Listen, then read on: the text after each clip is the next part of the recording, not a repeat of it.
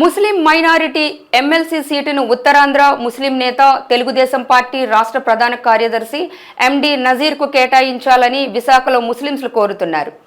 AVN కళాశాల ఎదురుగా ఉన్న జామియా మసీద్ ఆవరణలో మత పెద్దలు ఈ విషయమై సమావేశమయ్యారు.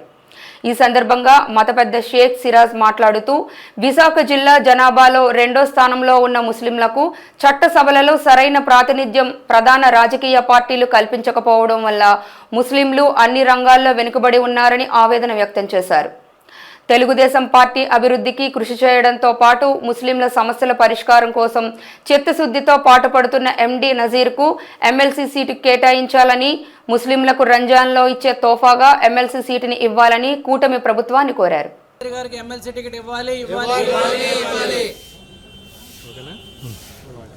ఉత్తరాంధ్ర జిల్లా నుంచి గత 30-40 సంవత్సరాల నుంచి ముస్లిం మేధావులకి ముస్లింల సమస్యని తెలియజేయడం కోసం పార్లమెంట్లో కానీ అసెంబ్లీలో కానీ తగినటువంటి ప్రాధాన్యత లభించడం లేదన్న సంగతి మనందరికీ తెలిసిందే.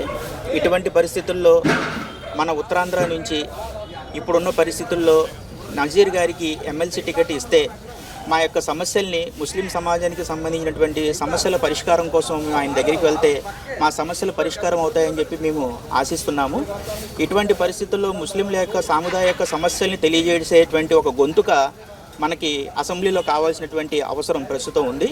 ఇటువంటి పరిస్థితుల్లో మా యొక్క గొంతుకుని వినిపించే ఏకైక వ్యక్తి నజీర్ గారు మాత్రమే.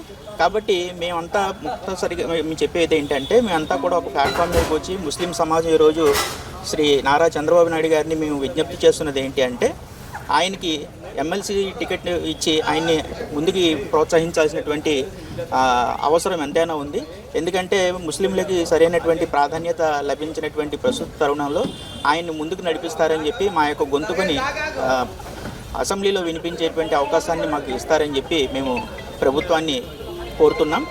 మన రాష్ట్ర గౌరవ ముఖ్యమంత్రి వాళ్ళు శ్రీ నారా చంద్రబాబు నాయుడు గారికి, అలాగే ఉప ముఖ్యమంత్రి పవన్ కళ్యాణ్ గారికి చిన్న వినపం మాది. మన ముస్లిం సోదరులందరూ ఉత్తరాంధ్ర నుంచి మన విశాఖపట్నంకి సౌత్లో ఉన్న మన జామియా మసీద్ ఈ జమాత్ తరఫున మేము కోరుతుంది ఏమనగా, మనకు ఒక ముస్లిం నాయకుడు మన కష్టాలు నష్టాలు ఏమన్నా చెప్పడానికి ఒక నాయకుల దగ్గర అవుతున్నాం మేము. కానీ మన ఒక శాసనసభలో కానీ శాసన మండలిలో కానీ చెప్పడానికి మనకు ఒక నాయకుడు ఉండాలి.